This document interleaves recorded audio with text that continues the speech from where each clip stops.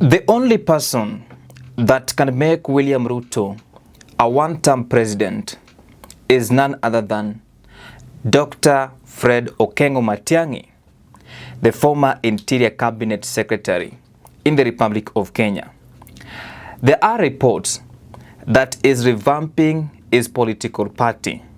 And allow me to share this report on your screen right now. And I quote, Matiang'i revamps his party ahead of 2027 presidential run. That is a message from the nation. But I want us to come back to politics.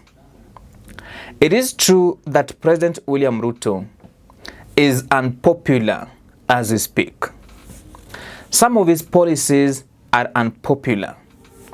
And yesterday, he was in Siaya County together with the former Prime Minister Raila Odinga and Uganda's President Yoweri Kaguta Museveni. And the reception was unusual. Despite the fact that there are people who are happy to see President William Samoei Arap Ruto, does not guarantee that they will vote for him in 2027. I want us to watch this short clip before we proceed. Karibu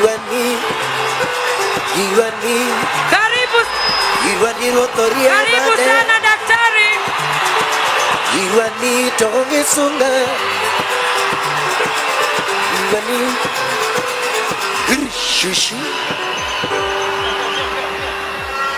Karibu sana Daktari William Samoei Ruto.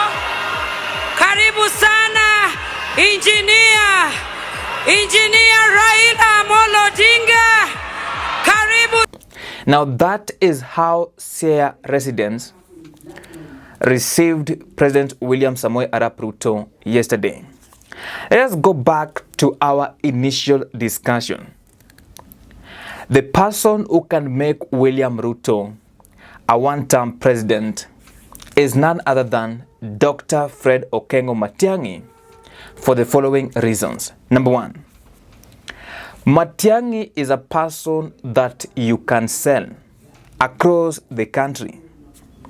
He is not like Rigathi Gachagua. He is not like any other presidential candidate who will be hoping to unseat President William Samoei Arap Ruto. This is a man that has got powerful track record. He was in charge of the State Department of Education. And I know those who sat for their KCSE and KCPE, I believe in 2016, they hate Dr. Fred Okengo Matiang'i. I was not part of it, so I don't know. But the reality on the ground is that this is a man that can perform. That is the reality on the ground. So selling Dr. Fred Okengo Matiang'i as a presidential candidate in 2027 is easy as compared to other candidates, whether it will be Stephen Kalonzo Musyoka or Rigathi Gachagua. The second reason is the Gen Z. During the Gen Z protest, they wanted Dr. Fred Okengo Matiang'i to be brought back. In fact, Gen Zs and they form the largest percentage of the population in the Republic of Kenya. So if they can unite, and if Dr. Fred Okengo Matiang'i can form a narrative that can resonate with what the Gen Z are agitating for, the reality on the ground, President William Ruto's political campaign will be difficult in 2027. However, it is not going to be a walk in the park for Dr. Fred Okengo Matiang'i, because William Samoei Arap Ruto and Raila Amolo Odinga and other allies of Uhuru Muigai Kenyatta are also up to something. You cannot convince me that even if Raila Odinga loses his AUC bid next month, then he can come back and run against President William Samoei Arap Ruto. I am not sure, but in politics, anything can take place.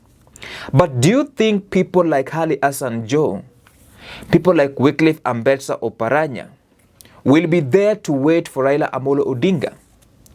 Definitely, William Ruto and Raila Odinga are up to something. The same thing applies to William Samoei Arap Ruto's latest nomination of members of cabinet.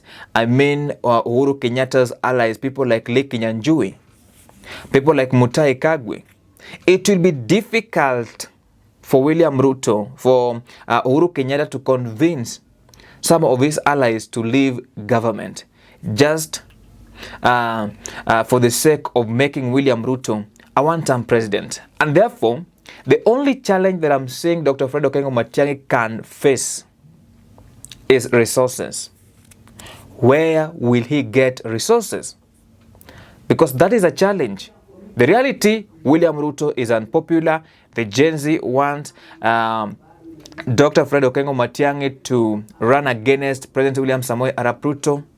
But there is no guarantee that somebody somewhere will come and support Dr. Fred Okengo Matiang'i. However, if Uhuru Muigai Kenyatta decides, even if those of his allies decide that they are going to stick with President William Samoei Arap Ruto, he can support Dr. Fred Okengo Matiang'i and make William Samoei Arap Ruto's political campaign in 2027 very difficult.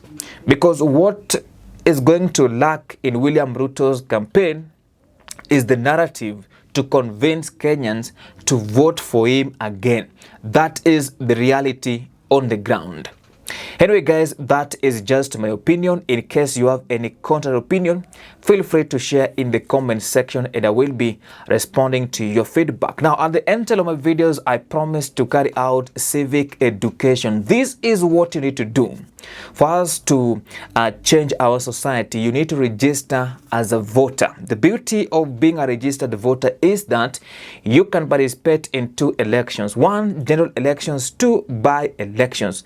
Number 2, what you need to do is to demonetize politics. What is the beauty of demonetizing politics is that you will be in a position to elect leaders that will not steal public funds. Then lastly, you need to vote for a policy. You don't need to vote for a leader who has got no vision. The only thing they can do is to confuse you with money. Then after the end of 5 years, they will do nothing. This is the Spot Check. I will see you in the next video.